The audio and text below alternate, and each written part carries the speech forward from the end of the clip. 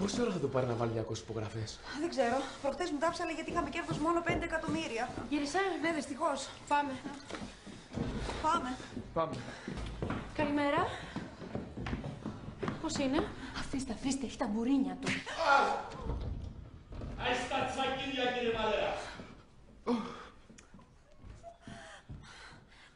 Χτύπα. Μπρος. Καλώς ήρθατε, κύριε Βασιλιά. Μαύρο φίδι που σας έφαγε. Τι θα γίνει, Δεσποινής Χριστίνα, επειδή έλειψα 3 μέρες Πεκίνο θα το κάνετε μπάχαλο εδώ μέσα. Πού είναι ο Καφετζόπουλος? Έρχεται, κύριε Βασιλιά.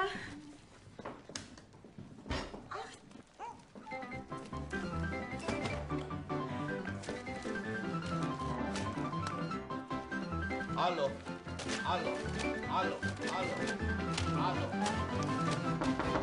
Μπρος.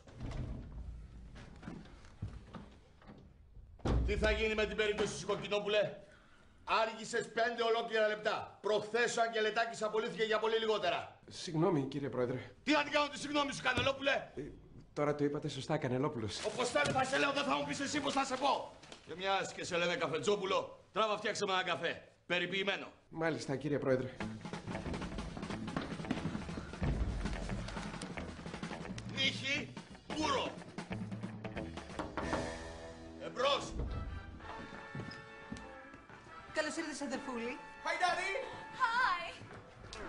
Ξέρω ότι έχεις τον εύρο σου, γι' αυτό είμαι εγώ εδώ για να σε καλεμάρω. Πέσε. Καρνέ. Εσύ βάλε μου ένα βερμουτάκι περιποιημένο, Μάλιστα. Κάτι τις 500, μην είσαι τσιγκούνης. Συγγνώμη. Ναι. Λονδίνο. Yes. Αρέσει.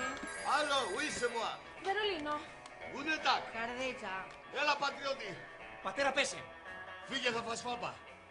Όχι, δεν το πας εσάς, κύριε. Das ist gut, wunderbar. Hallo, Philipp. Yes. Wait. Πείτε τα μεταξύ σας.